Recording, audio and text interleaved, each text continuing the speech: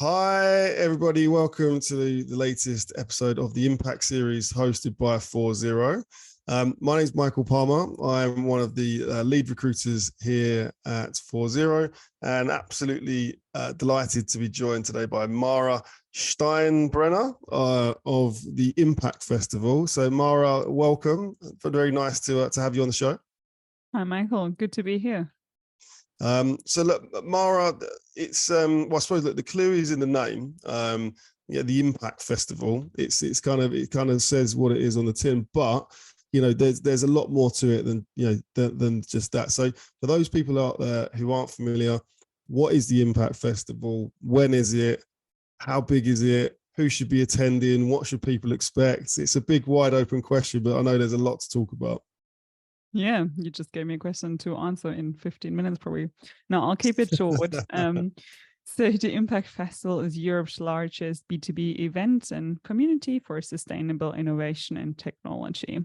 So the big main event takes place once a year, usually in September, October. This year it's 13th and 14th of September, and it takes place close to Frankfurt. But yeah, as you mentioned before, there's a lot of side program we do. So we're not just having this flagship event, but we're hosting a lot of side programs. So currently we're running a boot camp together with Impact Hustlers from the UK, which is a boot camp designed for startups in the US and in Europe. We have a startup challenge, we have a conference, we have a lot of pre-events. So there's a lot of stuff happening at the festival, really. Yeah, a lot. Yeah, I mean, we were talking about that. I wasn't actually aware of that that so much surrounded the Impact Festival. But we're super excited to have you on. So we're attending the Impact Festival this year. So we'll be coming out to Germany in September to represent 40. But look, we're actually a newbie to the festival, so we haven't been there before. And so for other companies, business owners out there that are considering attending, what can they expect? So the objective of the festival is to connect GreenTech or impact-driven startups, scale-ups or companies with other corporates and investors. So that way we want to encourage solutions to be implemented and support corporates to transform or support whole industries to transform themselves, but also funnel money into sustainability solutions. So that's why we have this core target group of like innovations, aka startups, corporates, and investors. So yeah, and the festival itself is kind of like a big trade fair and a conference, maybe a mix out of those two. So we have a lot of stage program with different stages, focusing on all the trends that are happening right now, but also best practices, how you can transform your company, or an innovation stage where we'll look at the solutions more in depth. But we also have a big exhibition around it where you can really meet those startups or, ideally find solutions for your business. Yeah. So there's a lot of, talks, information about the sector, the space, but then an opportunity, like an exhibition, so exhibitors. But I mean, the numbers, we're talking about some pretty impressive numbers in terms of attendees, exhibitors. Yes, I mean, so who, if as we're attending, who could we be expecting to meet? What sort of people, companies, investors? Yeah, so we're talking around 3,000 attendees this year. I think this is a bit, since we have the B2B focus, it's a bit of a more narrow focus. Yeah. So we really want to have the right people on site, especially for our exhibitors. They're there to, of course, gain visibility within the whole ecosystem, but then they want to generate business leads. They want to meet their investors. So this is really what it's all about. This is why we kind of focus on this amount of attendees. Also keeping it interactive. I feel like that's really hard if you scale up to like, I don't know, OMR style with 7,000 attendees or something like that. So yeah, this is really what you can expect there. And you mentioned, I think you said before, like 170 exhibitors. Yeah, sorry. Yeah, we have around 170 exhibitors. So those are startup scale-ups representing their solutions. Of course, we have a couple of sponsoring partners on site representing themselves with a stand. And then around 100 speakers, I think, across the 3 stages, and lots of investors and corporate representatives then as attendees. Right. And what is it? What sort of verticals? So what kind of areas of the market will the exhibitors cover?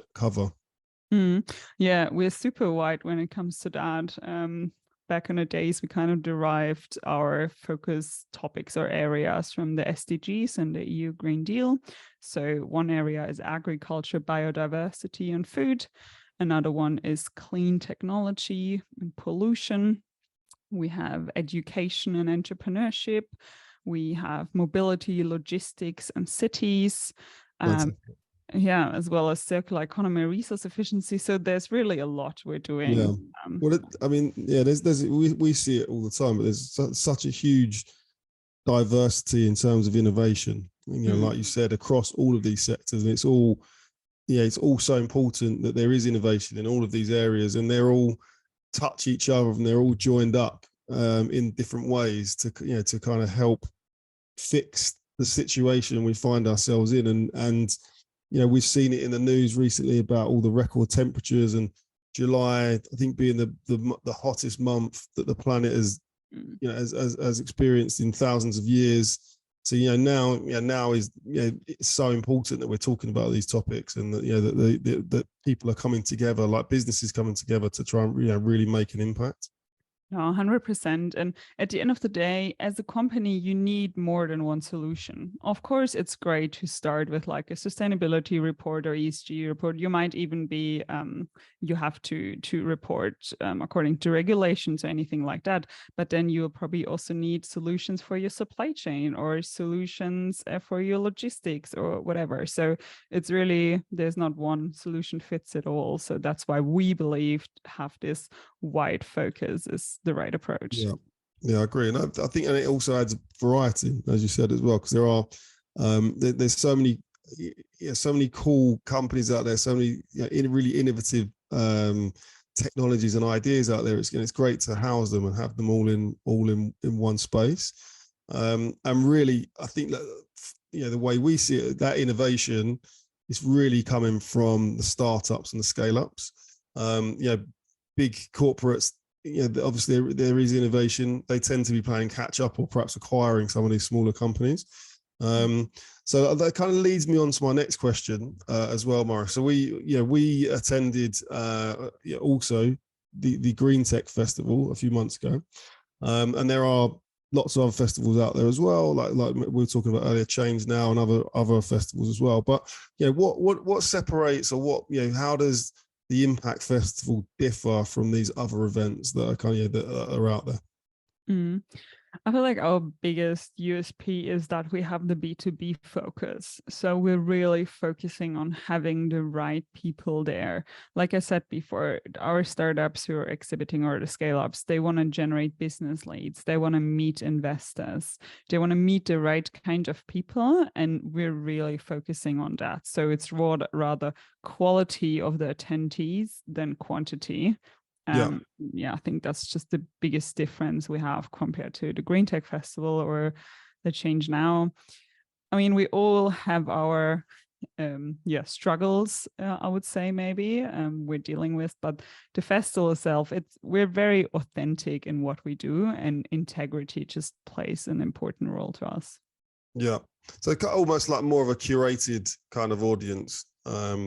So more not it's a bit like where we've got people coming together that are in the space, in the sector, or perhaps that are businesses that are looking for greener, more sustainable approaches to the way they already do business, that they can then partner with some of these companies that are exhibiting at the Impact Festival. I would even see that as a strength and as a weakness, because I feel like we're really like strong within the sustainability bubble. Like people are really taking us seriously, and we kind of got a brand and a name there. Yeah. But for us, it's hard to pull people who are not in that sustainability bubble yet, to pull them to the festival and to really, okay, your company needs to transform. You need events like us, like come here and find solutions and things like that. Yeah. Okay, interesting. Okay, fine. And so, look, so you've obviously been playing quite a significant role in the Impact Festival now for several years, Mara. So I think you joined as an intern. Is that correct? So the first ever Impact Festival. So look, so what's been your role? What are how have you been kind of involved in the Impact Festival? From its inception to now. Yeah.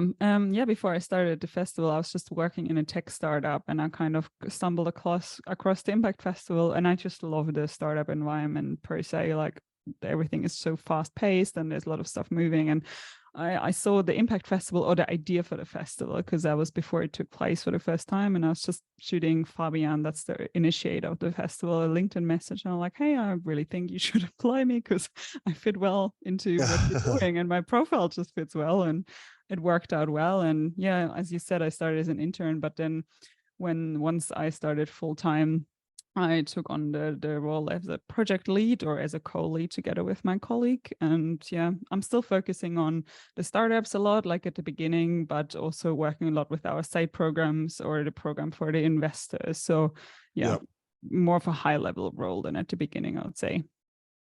That's it. Well, let's talk about those side projects, because I know you said, like, the impact, the festival gets the kind of limelight. It gets, it's the brand, it gets recognized the most. But like, it's not just about that. So, what are some of those side projects? What are they involved? Yeah, so the Brand Impact Festival per se kind of has three pillars. So of course we have the flagship event, and then we have a lot of content we're curating for our community. So we have an online magazine, we have our own podcast, which is trying to kind of get the content out there for our community. And then we're hosting a lot of side events or programs. So like I said before, the bootcamp at the moment, where we're really addressing startups that are a bit in a later stage. Maybe you're ready to raise their Series A, B, to get them ready for investors, or also for global expansion. We're doing the Impact Challenge, which addresses super early stage startups and kind of gets them together with corporates, so they can really work on their innovation with the corporate together to get their problem right, to get their solution right. Okay. So yeah, there's just a lot of stuff we do all year round that sometimes targets just one of our target groups, or target personas, I would say. But at the end of the day, it's all like taking place under the Brand Impact Festival. Very cool. Very cool. So we're not, like I said, the kind of Impact Festival gets the press, but there's a lot more around it as well. I mean, I met you mentioned Fabian there. I met Fabian at a sustainability event in Berlin earlier in the year. And he was talking to me about the kind of platform as well. So there's then there's you were saying like a digital version of the Impact Festival. Can you give the people that are watching a little bit of insight into that part of the business as well? Yeah, sure. So that's the Impact Solution platform. It kind of came or is based on the idea of the festival. So it wants to present solutions that address specific needs of corporates or companies. So when you're a company, you can just open that page and you answer a couple of questions. So how big your company is and what branch or industry you're addressing, these things. And then you just have like a catalog of solutions, and you can just filter for what you need. And then they curated the solutions beforehand, so it shows you the top 3 or 4 solutions for the problem you're having. So it's super efficient when you have a specific problem and you just want to find a solution. Yeah. And is that open to any business? Open to anyone? Is it? Yeah. It's for free. It's for free. There's no just. That's brilliant. Yeah, you can just use it. I'm sure we can put the link in the show notes. Yeah, we should do. We should. We'll. I mean, obviously, we'll be putting your details, link to yourself, the Impact Festival. But yeah, I mean, we should definitely include a link to to the platform too. Now, look, as a business 4.0, so we're helping. We talked about this kind of sustainability, but we're helping companies that are already in the sustainability, green tech, climate tech space. So our solution is that of a recruitment business. So we're helping them find and retain brilliant talent to come into the market. But but in your opinion, how can we inspire more people to kind of join that movement, to come into the space?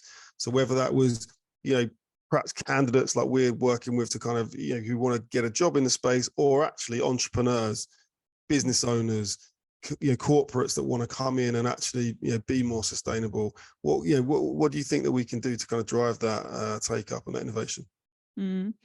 Yeah, I think people just need to be clear. Like, it's great to be a volunteer for an NPO or NGO, whatever. Like, good on you if you're donating your free time to any impact-driven initiative. But at the end of the day, you work usually an average of 8 hours a day. And what do you want to do with that? Like, do you want to do something good with that? Or do you just want to, I don't know, work for the old system and maybe die with the old system?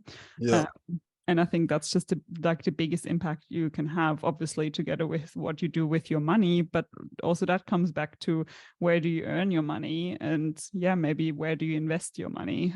But I think this is also our future. Like, there's just no way around it. And I think it's pretty risky to just still stick with dirty industries.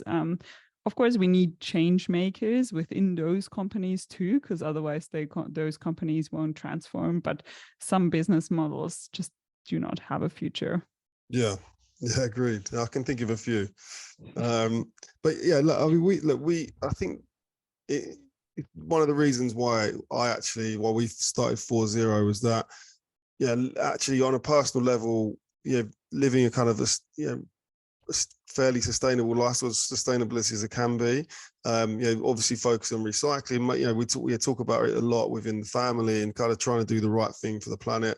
But then as a business, we weren't, we were servicing some of these companies in these industries that previously that were, that don't really have a future. So companies in like oil and gas sector, or gambling and things like that, that are not really having a positive impact. So the motivation for us really to start the business was to actually have a really positive impact, do what we do best, but just use that for the positive of the planet. That's and I think there's a lot of other people that do that they're kind of, they live a pretty sustainable lifestyle, but actually they kind of check that at the door, and then they go to work and they earn where they earn their money. There isn't that connection. So there is a real, we're seeing it more and more, the real desire for people to kind of want to work in the space, work with purpose, not work for the old system, and I think that's, it's encouraging. Yeah, 100%. I agree with everything you just said, but I don't think it's a black and white world. So there's like a big gray spectrum in between, where there's a lot of companies that are not green or sustainable today, but they're willing to change and they're trying to change. And I think you need to look at them too. But then obviously what you said, like gambling or gas and oil, there's just, I feel like that then we are in the black area. It's pretty clear. Yeah. Okay, cool. Well, look, I mean, so that we've talked about the numbers. Lots of people coming to the festival. You said before as well, you tend to get a lot of uptake of your ticket sales in the last 3 or 4 weeks. So we're not quite there yet, but we're not far away from that. But look, what advice would you give to the companies that are thinking about attending, or companies that are attending? How they can get the best out of the festival, what people that are kind of looking to build strong networks and engage with others. What's the best pieces of advice that you can give them while they're actually here? So for people coming to the festival, I think it's always good to kind of follow the approach, give, ask. So give before you ask people to do something for you, kind of maybe just, don't always think strategically for you. You'll always meet people twice. So if you can do anything for anyone, I really believe that we should just, do good for others and collaborate in that way. And I think just really building that community around you and not staying solely within your little bubble, or just believing you can do that all yourself. It's not going to work out. We need collaboration for like the greater purpose, or to really make a change. So well, that's a good point. I mean, I spoke to I was on a panel a few months back in Berlin, and one of the kind of ideas that Thomas Gross, who's the CEO of Circularly, had talked about was this idea of collaboration. Actually working with companies on partnerships. I mean, obviously, attending the Impact Festival is a good way to meet people, but how else can companies come together and collaborate and partner? Are there any kind of ideas that you've seen from your time at the Impact Festival that work really well for that enable companies to come together and collaborate?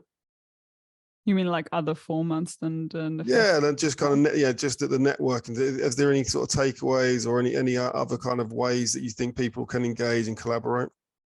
Yeah, I think I wouldn't underestimate how important collaboration among startups from different industries or focuses are, because I think that's what we've seen during the last few years, where startups are usually focusing on like the business leads or the investors, but then they meet other startups from maybe different innovation areas and they actually see the potential of collaboration. So just be really open-minded independently from the festival, but I'm sure if you're like in a startup driven environment, Berlin, Munich, wherever, there's lots of events happening, and just do not focus only on your industry, but see the potential of other technologies and industries.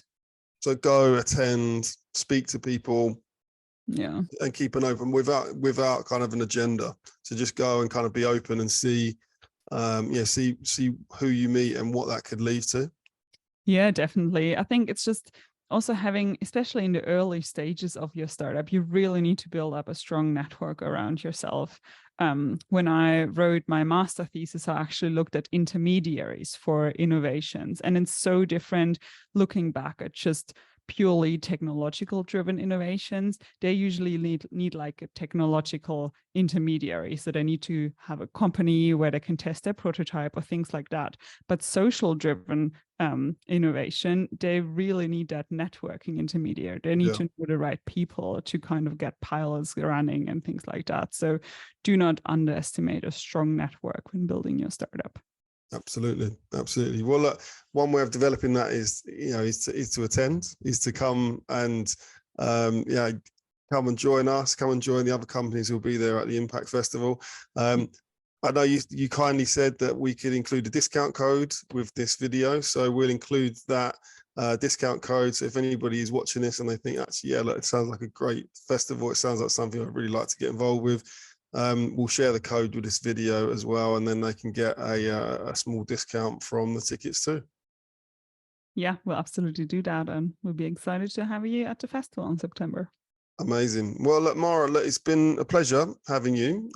So it's been delightful having you on the show and talking about the Impact Festival. A little bit different from the kind of format we normally have, but a lot of our audience, we've interviewed I think over 70 CEOs, CXOs of green tech, climate tech companies. So that's hopefully a few of them see the video who have not already booked their tickets, and then we can get them to the festival as well. Sounds good. We'll do that. All right, Maura. Well, thanks for your time. It was a pleasure, and I'll hopefully speak to you again soon. Thanks a lot, Michael. Take care. Thank you. Bye-bye.